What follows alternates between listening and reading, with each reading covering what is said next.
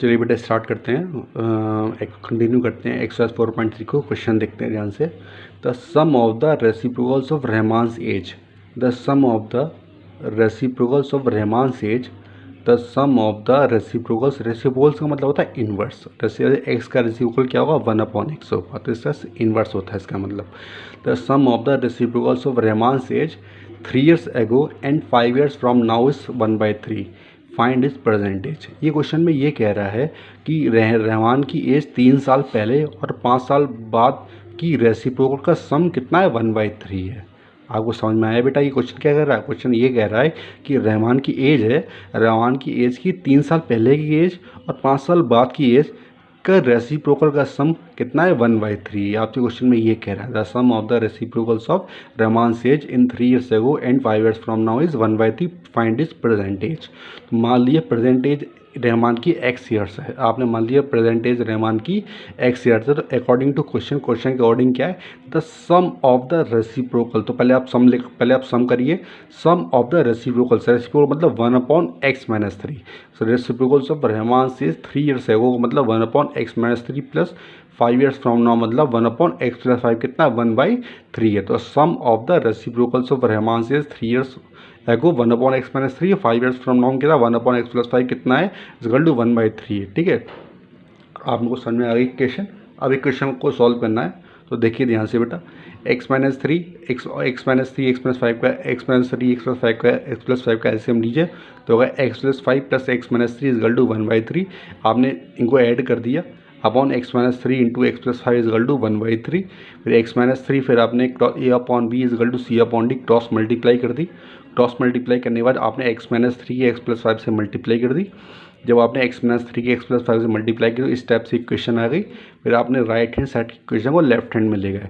जब right hand को आप लेफ्ट हैंड में ले गए तो बेटा आपने देखा कि आपकी equation x² - 4x - 21 equal to 0 बनी।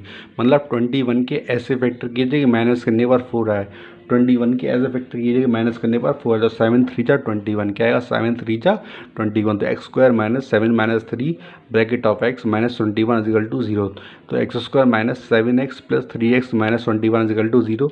तो x² - 7x में x कॉमन लिया तो x - 7 प्लस 3 कॉमन लिया तो x - 7 कॉमन आया तो x प्लस 3 इक्वल टू 0। तो देखिए इन दोनों का प्रोडक्ट 0 है ना बेटा, देखिए ध्यान से। अब ये देखिए इन दोनों का प्रोडक्ट 0 मतलब x - 7 x प्लस 3 का प्रोडक्ट 0। तो एक बार इसको 0 रखेंगे, एक बार इसको 0 रखेंगे। तो x - 7 इक्वल टू 0, तो x की वैल्यू 7 ईयर्स और x plus 3 equal to 0, x की वैल्यू -3। अब देखो नेगेटिव्स हमारी 8 होती नहीं है, तो रहमान्स की परसेंटेज क्या होगी, 7 ईयर्स होगी। आई थिंक आपको अच्छी तरह क्वेश्चन को समझ में आया होगा। चलिए हम नेक्स्ट क्वेश्चन को देखते हैं बहुत ध्यान से। आई होप आपको समझ में आएगा। चलिए नेक्स्ट क्वेश्चन देखते हैं, चलिएगा ध्यान से। चलिए ध्यान से बेटा क्वेश्चन देखिए ना। क्लास टेस्ट, एक क्लास टेस्ट हुआ। एक क्लास टेस्ट में आप देखिए the sum of Shefali's marks, Shefali के मार्क्स मैथ्स में हैं। Shefali marks in maths and English is 30। Shefali के मार्क्स मैथ्स में और इंग्लिश में कितना सम, 30 सम है। इन अ क्लास टेस्ट, एक क्लास टेस्ट में the sum of Shefali's marks in maths and English is 30। एक क्लास टेस्ट में शेफाली के मैथ्स में और इंग्लिश में मार्क्स का सम 30 है। Had she got 2 marks more in math, अगर वो 2 मार्क्स मैथ्स में ज़्यादा गेन करती है and 3 marks less in English, अगर 3 मार्क्स इंग्लिश में कम गेन करती है, the product of their marks would have been, तो उनका प्रोडक्ट कितना होगा, 210 हो जाएगा। तो देखिए ध्यान से, तो find her marks in the 2 subjects. आपको 2 सब्जेक्ट्स मार्क्स पता करने हैं। बहुत ही सिंपल सा क्वेश्चन है, देखिए ध्यान से। मैं फर्स्ट लाइन पढ़ रहा हूँ, आपको बता रहा हूँ। In a class test the sum of Shefali marks in maths and English is 30। अब देखिए मैथ्स और इंग्लिश में मार्क्स का सम 30 है। इसका मतलब अगर हमने मैथ्स के मार्क्स x मान लिए तो इंग्लिश के मार्क्स कितने होंगे, 30 - x, क्योंकि x में 30 - x को ऐड करेंगे तो आंसर क्या आएगा, 30 आएगा। आपको बात अच्छी तरह समझ में आ रही होगी, क्योंकि शेफाली की मैथ्स और इंग्लिश का मार्क्स कितना है, कि सम 30 है। तो हमने मान लिया कि शेफाली की मैथ्स में मार्क्स x है, तो इंग्लिश मार्क्स कितने होंगे, 30 - x।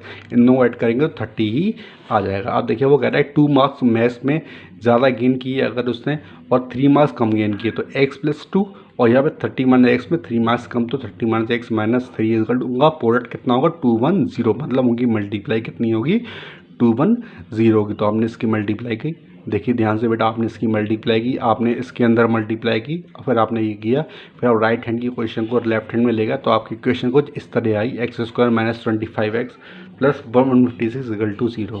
अब देखिए 156 के ऐसे फैक्टर कीजिए तो ये प्लस करने पर 25 है, 156 के फैक्टर करेंगे तो कितना आएगा, इस तरह से कुछ फैक्टर रहेंगे। 25 कैसे आएगा, 13 प्लस 12 को ऐड कर देंगे, 25 कैसे आएगा, 13 प्लस 12 को ऐड कर देंगे। फिर हमने फैक्टर किए, हमने फैक्टर किए तो देखिए बेटा स्टेप से फैक्टर हुए, x commonly x minus 13 minus 12, x minus 13 x minus 12, x minus 13 का प्रोडक्ट का सम कितना है 0 है, तो x minus 12 equal to 0, x minus 13 equal to 0। इसका मतलब एक्स की वैल्यू 12, जब शिवाली के मार्क्स मैथ्स में 12 होंगे तो इंग्लिश में कितने होंगे, 30 माइनस 12। बस समझ में आ रहा है, मतलब 18। जब शिवाली के मार्क्स 13 होंगे किस में, इंग्लिश मैथ्स में, तो इंग्लिश में कितने होंगे, 30 माइनस 13 मतलब 17 मार्क्स। आपको आई हो बात अच्छी तरह समझ में आ गई होगी। चलिए नेक्स्ट क्वेश्चन देखते हैं, बहुत ध्यान से, आपको बात समझ में आ रही होगी। देखिए ध्यान से, the diagonals of a rectangular field is 60 metre more than the shorter side. किसी रेक्टेंगल का डायगोनल जो है वो 60 metre more than the shorter side, उसकी शॉर्टर साइड से 60 मीटर ज़्यादा है। If the longer side is 30 metre more than the shorter side, अगर उसकी लॉन्गर साइड जो है वो 30 मीटर मोर देन है, किससे, more than the shorter side. अगर उसकी longer side 30 metre more than है शॉर्टर साइड है तो find the sides of the field. देखिए सिंपल सा क्वेश्चन है, एक रेक्टेंगल आपने बना दिया ABCD, आपने एक रेक्टेंगल बना दिया। अब क्वेश्चन को पढ़िए, ये आपकी शॉर्टर साइड है x, देखिए आपको दिख रही है शॉर्टर है, ये आपकी लॉन्गर साइड है, और ये आपकी AC क्या है, डायगोनल है, ठीक है बेटा। अब देखिए the diagonal of rectangular field is 60 metre more than the shorter side. तो देखिए अगर शॉर्टर साइड x मान ली तो उसके शॉर्टर साइड x मान ली तो डायगोनल कितना हुआ, x प्लस 60, उससे ज़्यादा है ना, x 60 ज़्यादा है, x प्लस 60 हो जाएगा, ठीक है। और if the longer side is 30 metre more than the shorter side, अगर मान लो, यहाँ देखिए ध्यान से, अगर मान लीजिए अगर आपकी शॉर्टर साइड x है तो बेटा फिर लॉन्गर फील्ड कितनी होगी, x प्लस 30 हो जाएगी। बात समझ में आ गई। आपकी लॉन्गर साइड कितनी होगी, 30 मीटर ज़्यादा है तो x प्लस 30, डायगोनल 60 मीटर ज़्यादा तो x प्लस 60। तो देखिए 90 का एंगल है, रेक्टेंगल के सारे एंगल्स क्या होते हैं, 90 के होते हैं। 90 है तो ये क्या होगा, हाइपोटेनियस, ये क्या होगा, बेस, ये होगा परपेंडिकुलर। तो आपने पाइथागोरस थ्योरम वहाँ पे अप्लाई कर दी, AC² equal to AB² plus BC²। I think आपको समझ में आ रहा होगा। तो x प्लस 60 का whole square equal to x plus 30 का होल स्क्वायर प्लस x²। तो आपने a प्लस b का होल स्क्वायर आपने यहाँ पे यूज़ किया, फिर आपने a प्लस b का होल स्क्वायर आपने यूज़ किया, फिर आपने इसके नीचे आपने सॉल्व किया, फिर आपने राइट हैंड की वैल्यू लेफ्ट हैंड में शिफ्ट की। तो यहाँ पे आपकी इक्वेशन आई x² minus 60x minus 2700 equal to 0। तो 2700 के ऐसे फैक्टर कीजिए कि माइनस करने पर 60 है, 2700 के ऐसे फैक्टर कीजिए कि माइनस करने पर 60 है। तो 2700 के फैक्टर क्या होंगे, 90 और 30 क्या होंगे बेटा, 90 और 30 के ऐसे फैक्टर करेंगे कि 90 और 30 के फैक्टर करेंगे कि माइनस करने पर क्या आएगा, 60 आएगा। तो x² minus 90 minus 30 bracket of x minus 2700 equal to 0।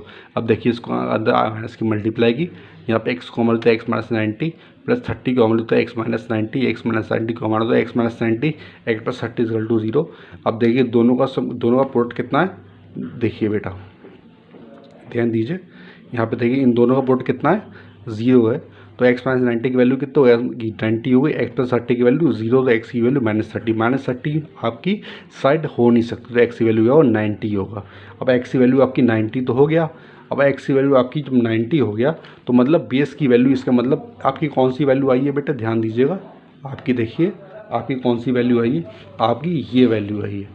कौन सी वैल्यू आई है बेटा आपकी, देखिए आपकी ये वैल्यू आई है 90 का, x की वैल्यू 90, तो मतलब डायगोनल कितना हुआ, 90 प्लस 60, और लॉन्गर साइड मतलब लेंथ कितनी होगी, 90 प्लस 30। हमने ये क्वेश्चन में यही सॉल्व आगे किया है। देखिए ध्यान से, देखिए कि शॉर्टर साइड कितनी होगी, 90 मीटर, तो लॉन्गर साइड कितनी होगी, x प्लस 30 में 90 प्लस 30 120 मीटर, तो वो x प्लस 60 तो और डायगोनल 90 प्लस 60। आई थिंक आपको अच्छी तरह समझ में आ गया होगा, ठीक है। ठीक है, अब देखिए नेक्स्ट क्वेश्चन देखते हैं। The difference of square of two number is 180। The difference of square of two number is 180। Difference का मतलब होता है बड़े में से छोटे को माइनस करना।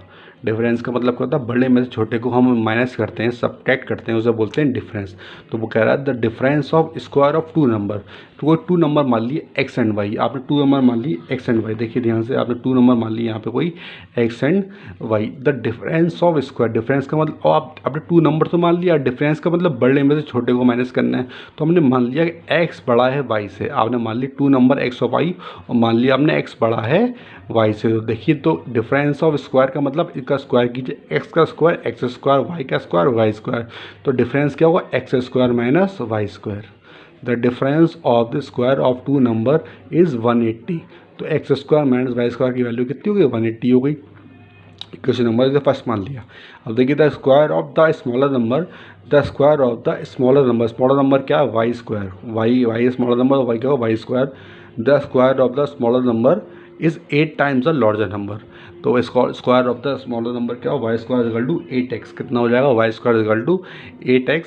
तो फाइंड द नंबर्स, आपको नंबर्स को फाइंड करना है। ध्यान से देखिएगा, मैंने क्वेश्चन को सॉल्व किया, आपको अच्छी तरह विजिबल हो रहा होगा, देखिएगा ध्यान से।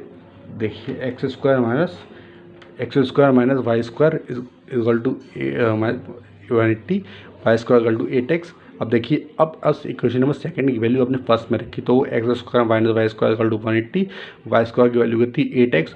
तो x square minus 8x minus 180 equal to 0। तो 180 के ऐसे फैक्टर माइनस करने में 8 आया, तो एक है 18 और 10, क्या होगा 18 और 10 आपने फैक्टर किए। तो x square minus 18 minus 10 bracket of x minus 180 equal to 0। तो x square minus 18x plus 10x minus 180 equal to 0। तो एक्स स्क्वायर माइनस 18 में एक्स को कॉमन लिया, एक्स माइनस 18 प्लस 10 कॉमन लिया, एक्स माइनस 18। आपने यहाँ तक सॉल्व कर लिया। अब आगे देखिए ध्यान से बेटा, अब देखिए यहाँ तक आपने सॉल्व किया, आगे देखिए ध्यान से। आपने जब यहाँ तक अब देखिए आपको अच्छी तरह विजिबल हो रहा होगा, एक्स माइनस 18 और एक्स प्लस 10 का प्रोडक्ट कितना है, 0 है। तो एक्स माइनस 18 की वैल्यू कितनी होगी, 0 इक्वल रखेंगे, एक्स प्लस 10 की वैल्यू 0 इक्वल रखेंगे, एक्स इक्वल टू 18 और एक्स की वैल्यू माइनस 10। तो माइनस 10 तो हो नहीं सकता, एक्स की वैल्यू क्या है, हो नहीं सकता, नेगेटिव हम नहीं लेंगे। तो एक्स की वैल्यू 18 रखते हैं, तो वाई स्क्वायर की वैल्यू क्या है 8x थी, तो वाई की वैल्यू में रखी, तो वाई की वैल्यू 12 आ गई। हमने सॉल्व किया वाई की वैल्यू, इस तरीके से आपने सॉल्व किया, तो वाई की वैल्यू क्या गई 12। तो मतलब एक्स की वैल्यू 18 पर वाई की वैल्यू क्या है 12। तो आई होप आपको बात समझ में आ रही होगी अच्छी तरीके से। अब नेक्स्ट क्वेश्चन देखते हैं बहुत ध्यान से। अब क्वेश्चन देखते हैं, हम नेक्स्ट क्वेश्चन को देखते हैं, आपको बात समझ में आ रही होगी। अ train travels 360 kilometre eight uniform speed, ए train travels 360 kilometre eight uniform speed. ऐसी ही क्वेश्चन हमने 4.1 में भी पढ़ा था, वैसे ही क्वेश्चन यहाँ पे है, सेम वैसी क्वेश्चन है, थोड़ा सा डिफरेंस है, सेम वैसे ही क्वेश्चन है, देखिएगा ध्यान से। अ train travels 360 kilometre eight uniform speed, एक ट्रेन है वो 360 किलोमीटर डिस्टेंस कवर करती है यूनिफॉर्म स्पीड से, ठीक है। If the speed had been 5 kilometre per hour more, अगर इसकी स्पीड जो है वो, आप देखिए बेटा उसकी जो स्पीड है वो अब देखिए, आप ऑब्वियसली बात है, if the speed had been 5 kilometre per hour more, अगर इसकी स्पीड बढ़ जाएगी टाइम हमें कम लगेगा। एक ट्रेन है वो 360 किलोमीटर डिस्टेंस कवर करती है यूनिफॉर्म स्पीड से, मतलब उसकी स्पीड एवरी पॉइंट पे इक्वल है, यूनिफॉर्म स्पीड से कवर करती है। अब उसकी स्पीड बढ़ जाती है, 5 किलोमीटर पर आवर बढ़ जाती है, तो क्या कह रहा है वो, it would have been taken 1 hour less for the same journey. वो कह रहा है कि हम सेम जर्नी को कवर करने में 1 घंटा कम लगेगा। तो find the speed of the train, आपको स्पीड ऑफ ट्रेन बतानी है। अब देखिए बहुत अच्छा क्वेश्चन है, देखिए आपने मान लिया स्पीड ऑफ द ट्रेन कितना x किलोमीटर पर आवर है। अब फर्स्ट लाइन पढ़िए ध्यान से बेटा, देखिए train travels 360 kilometre at a uniform speed. इसका अब देखिए यूनिफॉर्म स्पीड का मतलब क्या होगा कि आपने स्पीड मान ली x kilometre per our, distance cover करनी है 360 किलोमीटर, तो टाइम कितना लगेगा, टाइम इक्वल टू होता है डिस्टेंस अपॉन स्पीड। क्या होता है डिस्टेंस अपॉन स्पीड, डिस्टेंस कितनी 360 अपॉन स्पीड कितनी x, और t1 टाइम में कवर की 360 अपॉन x। अब देखिए बेटा स्पीड क्या है 5 किलोमीटर पर आवर बढ़ जाती है, तो पहले x थी तो बढ़ गई, तो x प्लस 5 हो गई, स्पीड कितनी हो गई x प्लस 5 जब बढ़ गई।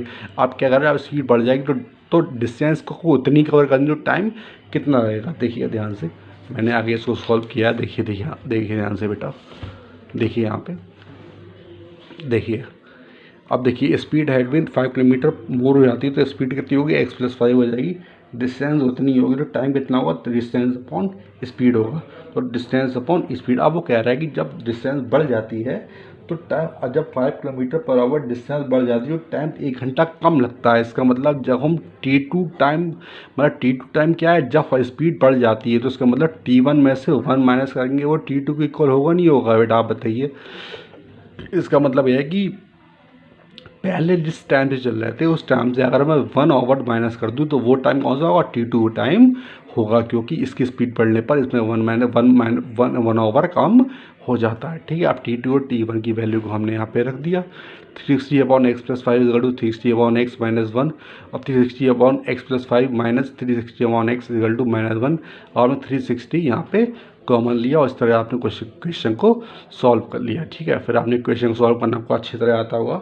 इक्वेशन को सॉल्व करने के बाद आपकी जो लास्ट में आएगी वो ये आएगी x² + 5x - 1800 इक्वल टू 0। जब आपकी ये इक्वेशन आ जाए तो उसके बाद आप देखिएगा ध्यान से, x², अब 1800 के ऐसे फैक्टर कीजिए कि माइनस करने पर 5 है, तो आप 1800 के फैक्टर करेंगे तो 45 और 40 आएंगे।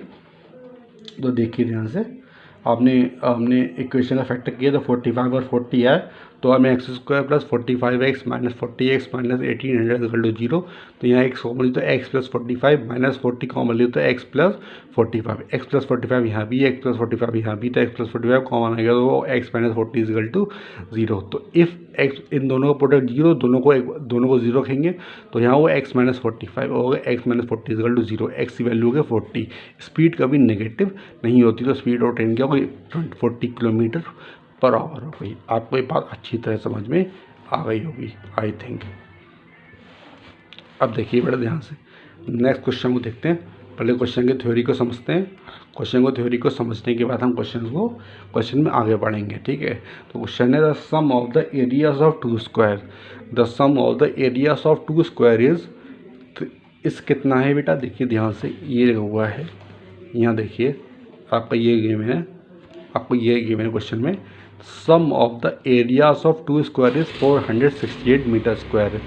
सम of the areas of two square, मान लीजिए दो स्क्वायर हैं, एक ही साइड x है, एक सही साइड y है। बात को समझ आ रही है, देखिए side of two square are x and y, एक ही x है एक ही y है।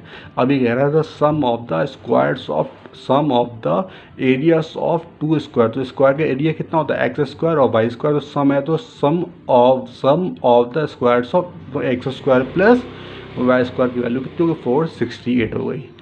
सम of the areas of two square कितना, sum of the areas of two square कितना होगा, sum of the areas of two square कितना होगा, 468 हो गया। ठीक है, ठीक है। आप देखिए इफ द डिफरेंस, फिर ये आ गया क्वेश्चन, डिफरेंस आ गया। डिफरेंस का मतलब क्या होता है, हम बड़े में छोटे को माइनस करते हैं। अब आपको नहीं पता है इसमें कौन सी साइड बड़ी है, एक्स बड़ी है या वाई बड़ी है, तो आपने पहले ही क्वेश्चन में मान लिया कि एक्स साइड वाई से बड़ी है। आपने पहले ही क्वेश्चन में मान लिया कि एक्स साइड वाई से बड़ी है, तो difference of the parameter is, question आपको गिवन है, difference of the parameter is 24 metre.